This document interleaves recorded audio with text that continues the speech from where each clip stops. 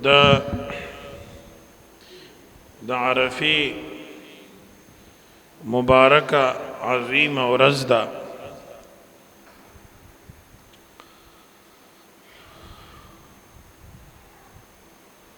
کوم چې د الله رب العالمین یو لوی رحم او کرم دی په بندګانو باندې، او د الله تعالی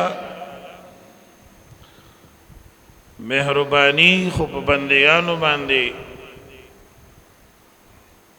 ډېره زیاته ده. دینی دنیوي احسانات الله تعالی خپل بندگانو سره فرمایلی دي او فرمای،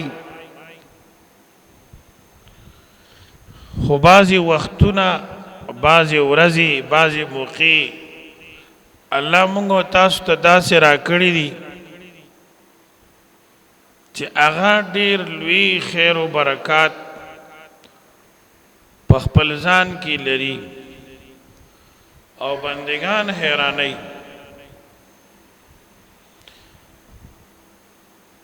د رسول الله صلی الله علیه وسلم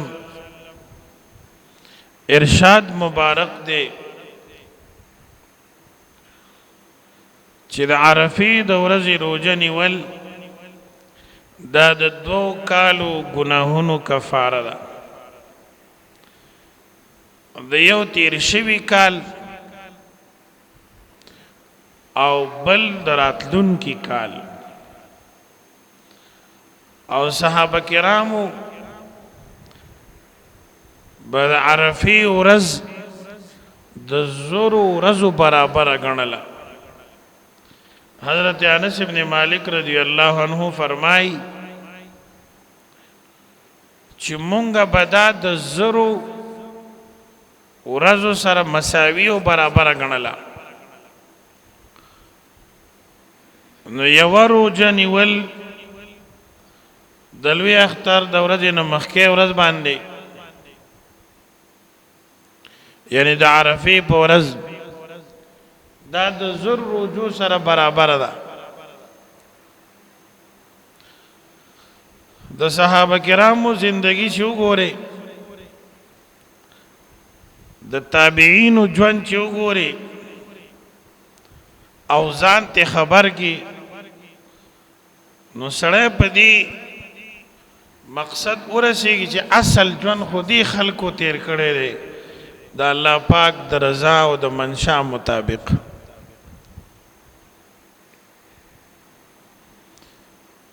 مسروق رحمت الله علیه یو تابعی دی، د ام المؤمنین حضرت عائشہ رضی الله عنها شاگرد دی. د یو ځل د خپل استاد صدیقه کائنات، عفیفه کائنات ام المؤمنین حضرت عائشہ رضی الله عنها خوا ته راغی.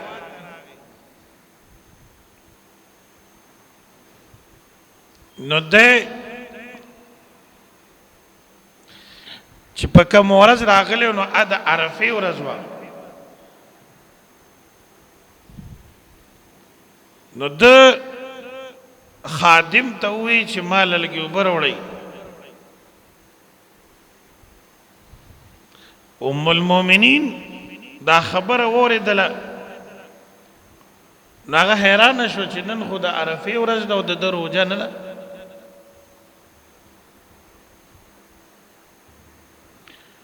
نو ورته وفرمیل ولې تا دا نه دي اورېدلي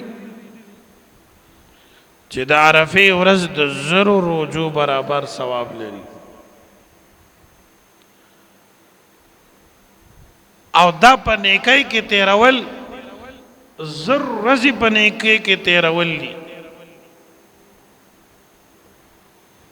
نو مسروق رحمت الله علیه ورته عرض وکړو چې ام المؤمنین زما دا خیالو چې نن د اختر ورځ ده، زما د حسابه، نو ځکه مې احتیاطاً روژه ونه نیوله. عائشہ صدیقہ رضی اللہ عنہ خو عالم و فقیه هغې وی ته ټیک نه وې چا قرباني نه ده کړې د اختر مونځ نه دی شوی د میاشت لسمه نه ده پوره شوې څنګه اختر دی په خپلو مزغو کې اختر کې یعنی نن عرفه ده د مسلمانانو امیر او بادشاہ وایي چې عرفه ده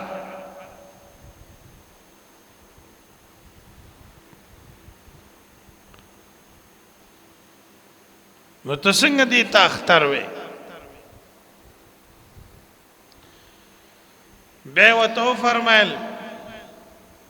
چې رسول الله صلی الله علیه وسلم به د عرفې روژه د زرو روژو سره برابر ګڼله او امام ابن الماجد دمیاطی رحمت الله علیه یو لوی عالم د حدیثو تیر شوی دی هغه روایت ذکر کړی دی چې دا 9 واړه ورځې د لوی اختر د میاشتې ابتدایي دا یو ورځ د زرو ورځو برابر مقام لري او د عرفې روژه د 10,000 روژو برابر مقام لري دا د الله رحم دی دا برکات تی چې ځینې وختونو ته الله ورکړي دي الله تعالی قرآن مجید کې د داسې وختونو باره کې ارشاد فرمایي هل فی ذلک قسم لذی حجر عقل من خلق آغا په دې ورځو کې برخالي دا نه ضایع کوي وليال عشر په دې مبارک صورت کې د سورت فجر په اول کې الله مبارک وختونه یاد کړی دي الله پاک فرمایي والفجر وليال عشر والشفع والوتر والليل إذا يسر هل في ذلك قسم لذي حجر الله پاک فرمائی والفجر قسم دے د سحر په وخت باندې د سحر ډیر مبارک وخت دی څوک چې په دنیا او آخرت کې کامیابی غواړي او دې په دې عزم کې رښتینی وي چې زه دې په دواړه جهان کې کامیاب شمه د ټولو نه ډومبی کار به دې د سحر وختي پاسي کامیابی غواړي دنیا کې آخرت کې ډومبی لازم شي د سحر وختي پاسېدل کم از کم چې اذان نه وروسته خو چې سړی ودنی یعنی په کار خدا ده چې اذان نه مخکې پاسي چې اذان وشو یو سړی پروتي دا د نقصان دی بیا الله تعالی فرمایي ولیال عشر قسم دے په لسو شپو د ذی الحجه باندې والشفع والوتر قسم دے په هغه منځونو باندې چې 2 رکعاتو 4 رکعاتو والا دي والوتر او 3 رکعاتي زمون باندې قسم دے یا والشفع قسم دے په 2 رکعاتونو د طواف باندې والوتر قسم دے په و چکرو د طواف باندې یا والشفع گواده دا تمام مخلوق قسم دے په دې ټول مخلوق باندې په طور شاهد والوتر الله فرمائی په خپل ذات میں دی قسمی هل فی ذلک قسم لذی حجر بیشک اشتر پدی مبارک ساتنو کی مبارک وختنو کی عیسا غستل برخا غستل عقل مند خلقو د پارا دیتا استفهام تقریری وی چاکی چی عقل وی نو اغا دا وختنا نزایا کئی اللہ پاک دی مونکی عقل صحیحہ پیدا کی پدی وجہ د رسول الله ارشاد عالی دی دی ورځو کې سبحان الله ډېر وایي لا اله الا الله ډېر وایي الحمدلله ډېر وایي الله اکبر ډېر وایي او د دې ورځو ځینې اعمال داسې دي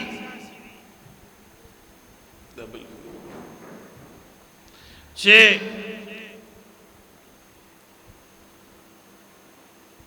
هغه د دې ورځو پورې خاص دي او په دې موقع باندې کېږي لکه قرباني ده حج دی تکبیرات دي او نور نفلی اعمال دي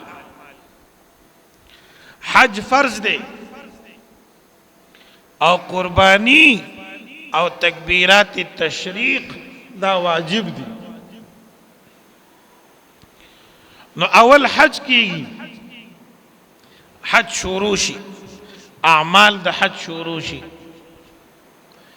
بیا ورپسې د تکبیرونو موقع تکبیرات تشریق ورته وي تاسو ته ما تیره جمعه ویلو چې هغه د عرفې په ورځ یعنی د لوی اختر نه یو ورځ مخکې چې کومه ورځ د سحر د مانځه نه شروع شي درشتو منځونو پسې هر مانځه پسې ویل د هغې واجبي الله اکبر الله اکبر لا اله الا الله والله اکبر الله اکبر ولله الحمد سړو د پارم واجب زنانو د پارم واجب ځان له مونځ گزار باندې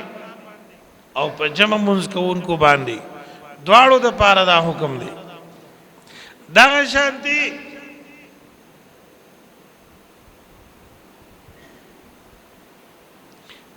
زنانه به کوي او نارینه به هم کوي چې کچا قربانی نیولې وي هغه به هم کوي او که چا قربانی نه وي هغه به هم کوي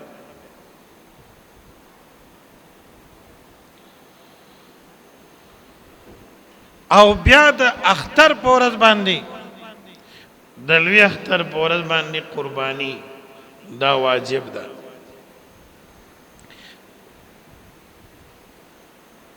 په دې ورځو کې 2025 د جون میاشت او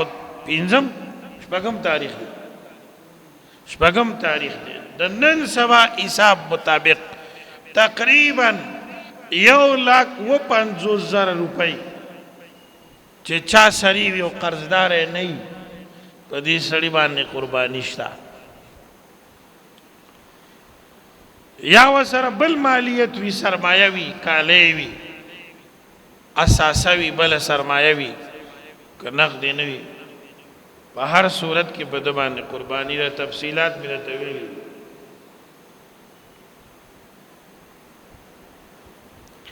او په دې ورځو کې اوچت عمل دا قربانی ده د قربانی نسبت د ابراهیم علیه السلام او د اسماعیل علیه السلام د غلوی امتحان سره ده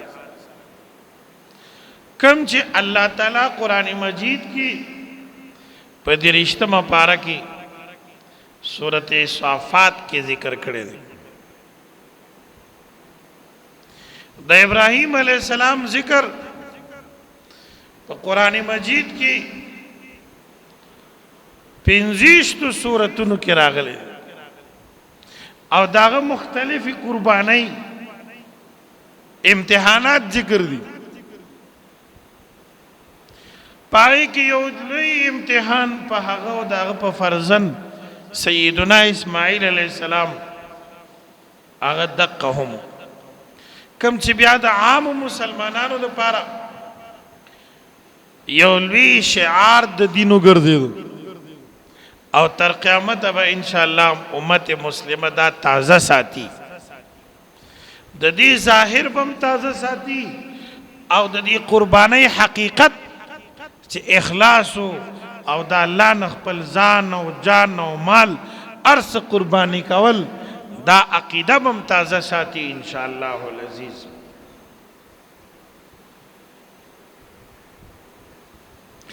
اللہ تعالیٰ قرآن مجید کی فرمائی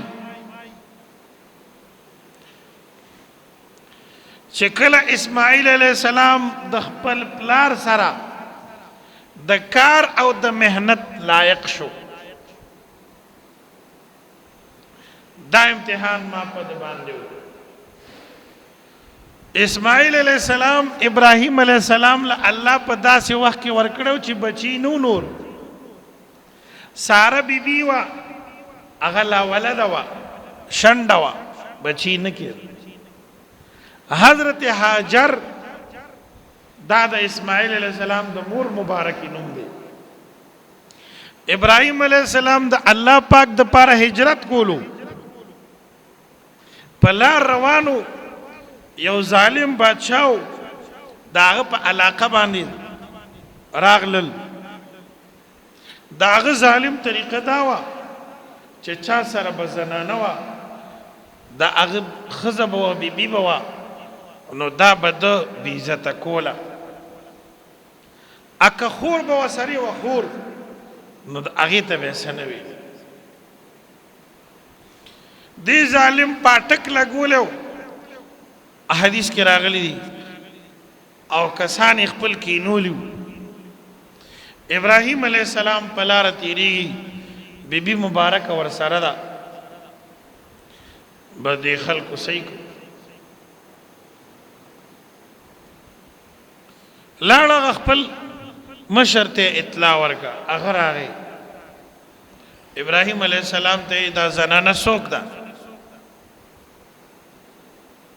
حضرت ابراہیم علیہ السلام توریو کا چې دا زما خور ده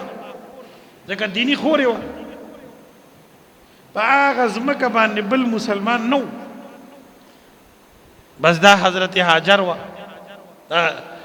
بیبی و حضرت سارا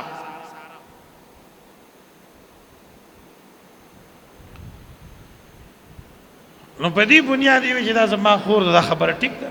انما المؤمنون اخوه خود دې حسن تا او جمال ته چې دې ظالم کتن او خپل قانون بدل کړ الله تعالی د خپل پیغمبرانو د عزت هم حفاظت کوي د سر مبارک هم حفاظت کوي او داسې د مسلمانانو سره الله مدد کوي الحمدلله دا بیبی د حضرت نه جدا کړله ابراہیم علیہ السلام ډیر بے قرار شو یوازې خدا الله په وعده یقینو چې الله تعالی به زما د عزت حفاظت کوي دا ډېر تکړه او دې ظالم چې کله د ابراہیم علیہ السلام دی عزت تلا سچاو الله الا شلک الحمدلله لاس یې شل شو په ځای ودرېد بیا پوه شو چې دا خو مبارک خلک دي معافي دې غوسته هغې ورته ما د الله دپاره معاف کړی داسې بدقسمت و چې ښه شو بیا یې لاس واچو بیا الله شل کو راغوزار شو بیا زاری مینت شروع کو هغې بیا معاف کو درې ځل دا کیسه داسې وشوله په درېم ځل دا ظالم پوه شو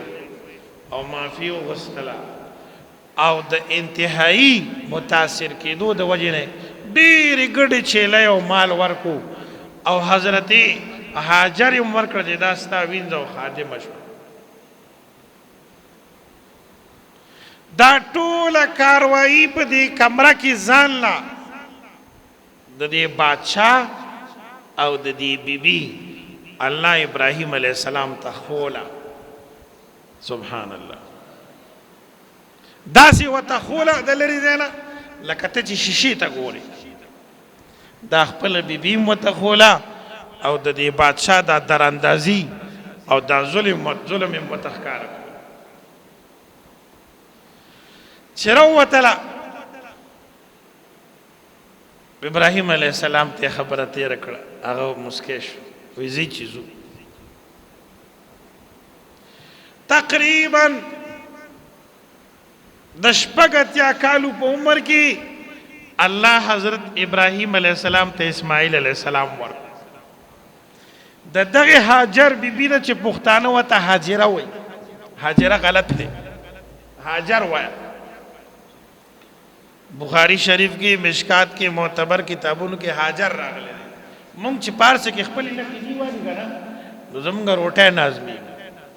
تاسو د چانه د جنازې نیت فوري چې د څنګه نیت وای ته وای چې دا کوم جواب وي می وای پاره به کې په پښتو کې وای کنه اس فرق نشته. فرض عین مونږ کې په پښتو کې نیت نه کو د جنازې د مون مرتبه اوچته ده کړه پنځ وخته مونږ ا د دې عربي چې ووري سبحان الله خفقې کما او اذان ووري اقامت ووري چې چاله نه ورزي دا غلطه دی ودرېږي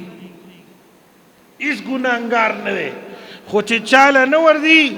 او وړاندې کېږي او غلطي وای نو دا ډېر لوی ګناهګار دی. د حضرت علی رضی الله عنه ارشاد دی چې کم سړی عالم نه او د علم په خبرو کې ګوتې وای الله او فرشتي په لعنت را لېږي. نن زموږ د ټولو خلکو دا کار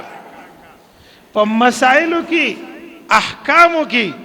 هغه خلک ګوتې وای چې د قرآن الفاظ قدرې سکه چې مونځ هم نه زده.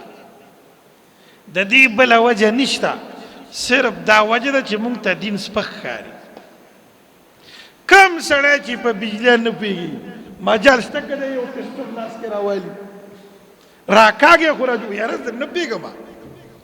په ستنه لګولو نه پوهېږي دی چاله ستن نه لګوي. په مصریتوب بیا یو ډیبری لګولو نه پوهېږي دی وایي نه دا زما کار نه دی.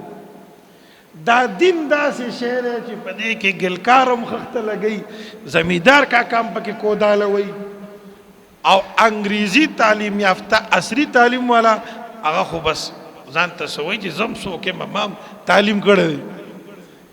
خبره صحیح ده، تعلیم دې کړی دی خو قرآن خو یې نه دی ویلی صاحبه. استا خپل یو شی شته هغې نه انکار نه شي کېدی خو قرآن خو جدا دی. دغه تعلیم خو ابوبکر صدیق صاحب نو کړی نو هغه بې تعلیم و تعلیم یافته نه ده یو عصري شی د دنیا یو رڼا ده ښه شی دی بد شی هم نه دی. مسائل خو نه دي دا آخرت خو نه دی وحی خو نه ده احکام خو نه دي د پیغمبر شریعت خو نه دی دا ښه علم خو د رسول الله مبارک اعمال اقوال افعال دي کوم چې د وحی په ذریعه راغلي دي انسانانو ته. عرض مې دا کو دوستان حضرت اسماعیل علیہ السلام په داسې وخت کې الله ابراهیم علیہ السلام تور که چې نور بچی لا نو څومره مینه به وه د پلار او حضرت ابراهیم علیہ السلام هم د شپږ اتیا کالو په عمر کې و. په دې عمر کې ته د یو داسې سړي نه تپوس وکړه چې د چا بچي نه وي چې د هغه د بچو سره څومره مینه ده. بیا چې دې عمر کې ورګي د دې بچی سره به د مور پلار څومره مینه وي. خو د الله تعالی امتحان الله پاک امتحان راولي که نه. الله دې موږ تاسو د امتحاناتو نه وساتي. موږ ډېر زیات کمزوري یو په دین کې دا ټکې ورسره خامخا وایي موږ تاسو ډېر زیات کمزوري یو په دیني خبرو کې نو موږ یو امتحان ته ټینګ نه یو. ځکه زموږ دین موږ ته وایي چې تاسو د الله نه د امتحان سوال مه کوئ د صبر سوال هم مه کوئ بلکې د الله نه د نرمۍ سوال کوئ چې یا الله مفتو کې په سہولت باندې هر څه راکړي. عافیت غواړئ عافیت د دواړو جهانو خیر په سہولت باندې حاصلېدل الله پاک سره خو څه کم نه دي.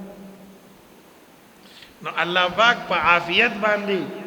او په سہولت غوښتلو باندې د بنده نه راضي کېږي چې الله مونږ سره هېڅ نشته بس صرف ستا رحم او کرم دی. د هغې طلبګار یې ربه را نصیبې کړي. ګزارش دا کړو کله چې دا د 14 کالو هلک شو ابراهیم علیه السلام خوب ولید.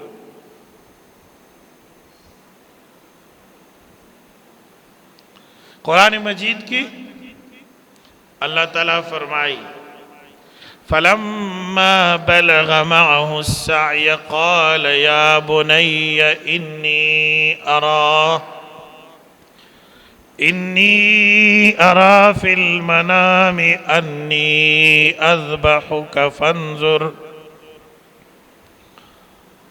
أني أذبحك فانظر ماذا ترى قال يا أبت افعل ما تؤمر ستجدني إن شاء الله من الصابرين فلما أسلما وتله للجبين وناديناه أن يا إبراهيم قد صدقت الرؤيا إنا كذلك نجزي المحسنين کله چې دازوی د خپل پلار سره د مهنت او د مشقت لایق شو او د پلار د دست او بازو جوړېدو جوګه شو ابراهیم علیه السلام خوب ولیدو چې د الله په حکم باندې دا زوی درا سملولې دی او علالیه نو د پیغمبر خوب چې دا وحی د عام خلکو خوب هغه څه حجت نه دی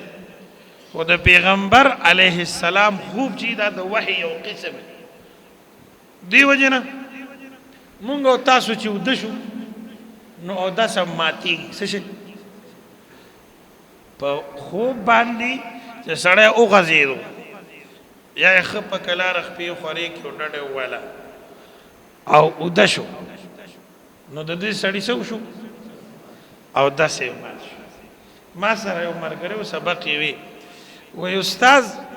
د سترګو په ټولو کې څه ګناه ده چې پټ یم سترګې کې ولاړو پکې اودس ترمنځ مې او که نه سترګې په حدیث شریف کې راغلی دي العینان وکاء السهم دا سترګې چې دي دا د دې ګوډې تسمې دي چې سترګې کوله وي نو د ګوډې خوله راښکلې وه بنده وه ګوډې خو پېژنې که نه ته خو ساده سړی نه پېژنې پیغمبر علیه السلام ورته دا ټکې ویلی دی نو دا سترګې چې دي دا د ګوډې تسمې دي چې سترګې کوله وي د ګوډې تسمې راښکلې شوي دي خوله بنده چې د ګوډې خوله بندې څه ترې نه راوځي چې سترګې بندې شوي پټې شوي نو د ګوډې خوله کولاو شوه او چې خوله د ګوډې کولاو شي نو پته نه لګي چې څه لاړه څه راله په مسله ځان پوهېږي دې وجه نه علامه علاءالدین کاسانی رحمت الله علیه بدایع الصنایع فی ترتیب الشرایع کې لیکلي دي چې کله سړی وده کېږي نو په دې خوب کې اثر دا دی چې دا رګونه سستی دا ظاهر نظام چوټي شي لاس کار پرېږدي تاسو لاس کې پیالې وي نیمه دې څکلي نیمه پاتې چې خوب راشي پیاله ته لړه شي د طالبانو سره کتاب ته لړه شي ولې چوټي شوه ظاهري اندامونو کار پرېښود نو دا رګونه سستېدل شو او رګونه چې سستي نو پته نه لګي چې باد لاړل په دې وجه د دې سترګې پټول خپې غزولو او د کېدلو سره دا او دس ماتی اوس که یو سړی ولاړو اوده شو نو ګوره د ده رګونه راښکله شوي دي په ولاړه چې اوده شو دس پې نه ماتېږي خوب خو راغی خو لیکن رګونه راښکلې شوي دي یا ښه جوخ ناست دی پرلته یې والې ده او اوده شو او داسې نه دی مات خو که دا سړی داسې لړه شو بس لاړو او داسې لاړو په مسله ځان پوه ساتئ جی مونږ او تاسو چې د شو د ځان نه یو خبر په کوټه کې را سره بل سړی هم نشي پاتې کېدی د پیغمبرانو خوب داسې نه او ویخي زمونږ د پیغمبر صلی الله علیه وسلم ټول وای خو چته واس سره وای په مخکنو کتابونو کې زمونږ د رسول الله مبارک نه خدا راغلی وا چې دا هغه هستی ده چې عیناه تنامانی ولا ینام قلبه چې د خو سترګې پټېږي خو زړه نو د کېږي سترګو باندې د خوب اثر راځي لیکن زړه ویښ دی او بیدار دی دا وجه ده چې امام العصر سید الحفاظ والمحدثین حضرت اقدس مولانا محمد انور شاہ صاحب کشمیری رحمت الله علیه فیض الباری شرح د بخاری کې لیکلي دي چې پیغمبر چې وده کېږي اپستون استقسم لی ما ته د پر سنت طریقه دار چې په خي طرف بسم لی دا یو طریقه ده په خي طرف بسم لی اچ ستړی شي نو پستون استقسم لا په ګس طرف یو رزم مسملا دومره لوی بیماری پیدا کیږي دا د زړه امراض ولې زیات دا په ګس طرف د ملاستي سره مختلف وجوهات دي یو وجه ده نو پیغمبر صلی الله علیه وسلم چې ود کیږي هغه د پاره طریقه دا و چې ستون استقبسم لې د وحی په انتظاری څه شي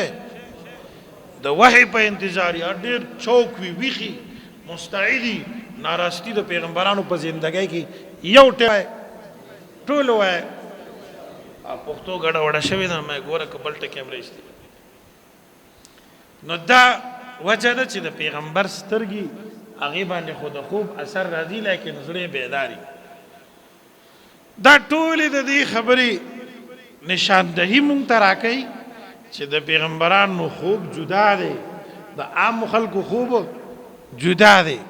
په تاریخ اسلام کې داسې خوبونه تیر شوي دي حیران بشي چې د هغه په خوا کې لوی لوی کارونه شوي دي او دی خبر نه د عام خلکو خوبونه اوس هم داسې خلک شته چې ډزې ورسره خوا کې وکړي ډزې دی نه راپاسي او په دې فخر کوي وایي زه چې اوده شم بیا ماړه په ځان نه یم د دنیا نه هم نه خبر او که نه ته خو والله علم چې څه شي اوده شوي نو څه چلو شو دا غلط اثر دی بیداره خوب د رسول الله مبارک خوب بیداره د صحابه خوب بیداره دی به چې تهجد راپاسېده قام رویدن وفتح الباب رویدن بخاری شریف کې روایت دی په کلاره به راپاسېږو په کلاره په خاموشۍ او په مزه به دروازه کوله وکړه خبره دې پورې کومه دوستان چې د انبیا علیهم السلام خوب د وحی یو قسم وي د عامو خلکو خوب داسې نه وي ښه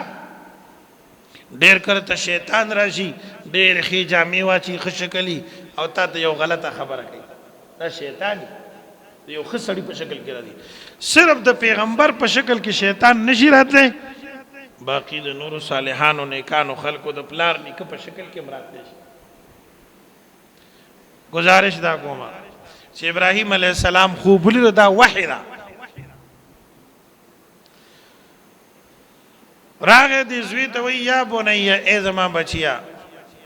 ما خوب لیدلی چې زه تا علالوم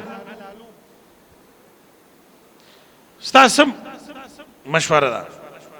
دی کتلو هغه هم د چا زوی وایي بابا افعل ما تؤمر چې څه تا ته حکم شوی هغه وکړه ستجدنی ان شاء الله من الصابرین ان شاء الله زه به صبر کوم دیارلسو څوارلسو کالو هلک او دا خبره کول دا الله تربیت ورکړی اسماعیل ذبیح الله ته روانې کو ځان سره اوږده کیسه ده مختصر وایم جامې ورته پاکې واغوستې ویې لمبولو د تاریخ په کتابونو کې دی مور بیبي ولا سترګې تورې کړې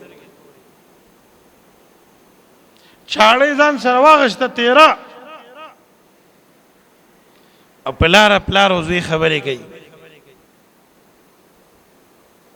د تاریخ په اوراقو کې دی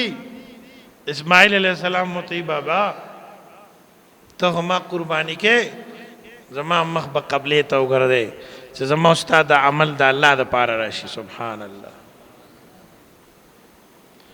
او د الله پیغمبره ابراهیم خلیل الله علیہ السلام چاړه خته رکا چې اسنه استاد پلارولې مینا هغه دې کې خلل را نه ولي چې بس راخلی او زما تنین سر جدا شي او ای زما بابا جانا په اړه می سملوا چې زما استاد سترګې یو بل سره نه جنگيږي دی وخت اسنه چې زما استاد په اخلاص کې کیمرا شي ځکه ځینې مینه فطری وي هغه سره نه نیولې کی زموږ پیسې ډېرې خوښې دي که جومات هم ډېر خوښ دی فطرت خو هم د پیسو دی نه خداره چې سلام لا سر خدای نه چې موږ منډه وو ډېر خلک جمع له نه راځي ولې پټي نه بوچل ټولوم جمع نه کوم ولې جنج باندې زما ډېره جمع پرېږدي د فلاني د واده مکره او زه روټۍ ته ولاړم د جمعې مونځ قربان داسې ده که نه ده داسې ودونه په شریعت کې نه ده خو عذابونه دي چې فرایض پکې ماتېږي احکام پکې ماتېږي بې عزته پکې کېږي دا ولې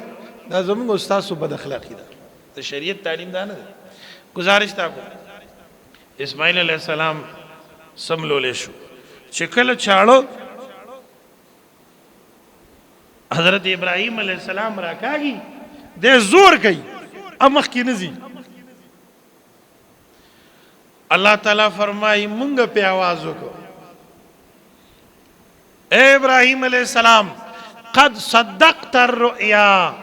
انا كذلك نجزي المحسنين بس تا خوب رښتیا کو ابراهیم علیہ السلام زور کوي بسم الله والله اکبر وي چاړه کار نه کوي مخکې نه دي الله تعالی د اسماعیل علیہ السلام په ځای باندې د جنت نه ګډ راولېږل سبحان الله حافظ ابن کثیر البدایه والنهایه کې لیکلي دي دا ګډ په جبل صبیر باندې مکه معظمه کې یو غر دی په دې ولاړو او رانږدې کړی شو د جنت نه راغلی په دې غر را کوز کړی شو د ابراهیم علیه السلام مخې ته رانږدې کړی شو په خپو کې او ذبح کړی شو بسم الله والله اکبر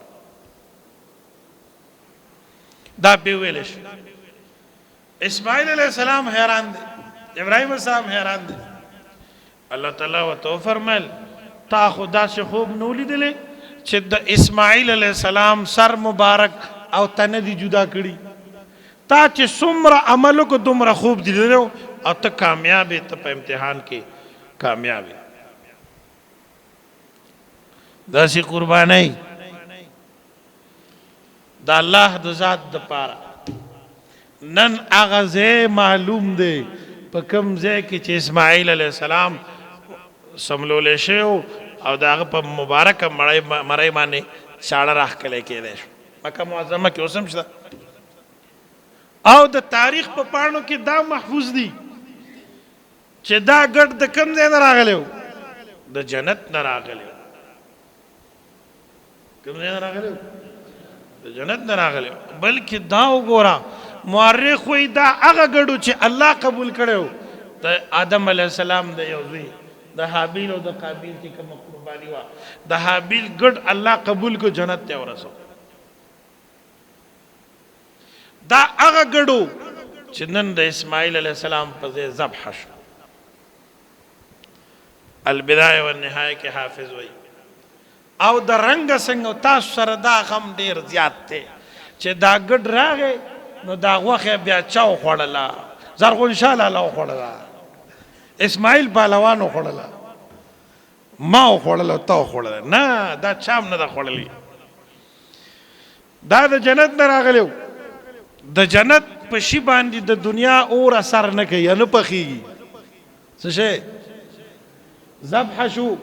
یو تاریخ جوړ شو یو علامه جوړ شو تر قیامت دنیا د پاره یو نمونه شو د رنگ سپینو او د پاسه پخ کریم وی او ذبح شو واخه چاو خوړله مارغانو خوړله د ځنګل زناورو خوړله او هغه خکری د یادګار په تور په بیت الله شریف کې زوړندې وي حتی چې حجاج ابن یوسف ثقفی ظالم کله د عبد الله بن زبیر سره مکه معظمه کې جنگ کو او هغه گزارونه کول د جبل ابي قبيس نه نو بیت الله شریف کې اور لګي د اخکری په کې ضایع شو تاسو یادګارو